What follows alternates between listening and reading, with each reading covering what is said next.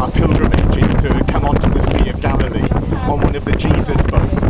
It was in the middle of the 1980s that they found a boat exposed when the level of the Sea of Galilee had dropped, and they spotted the boat and they raised it, and lo and behold, it was a wonderful boat. They've preserved it now, and the boat we're on is modelled on that boat, about 4 times as big as the original. The original was able to take 12 people and more, and it was a remarkable boat that they found, and it dated back to the 1st century.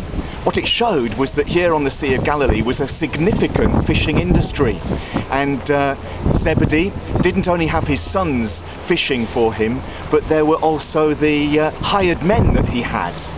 It was part of the Romanization of this part of the world.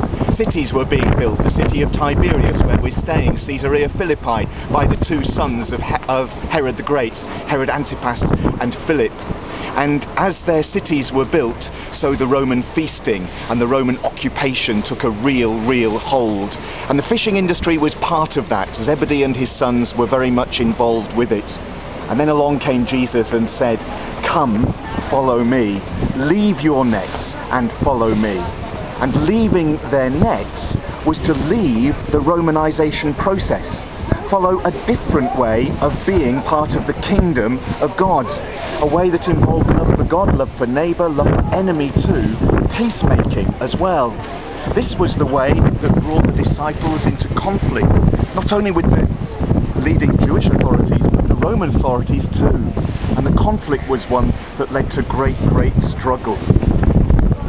Jesus, in his teaching, often withdrew from one side of the lake to the other, seeking prayer away from the conflict, a resolution in prayer and the peace of God's presence.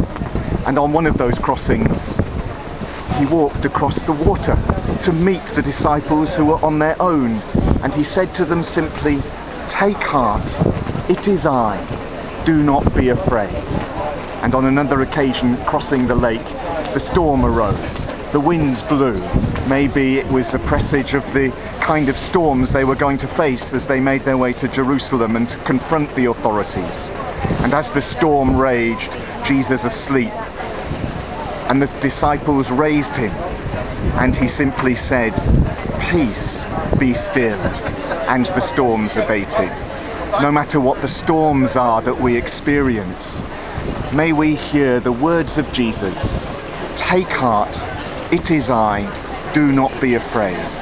May we hear the words of Jesus, "Peace, be still."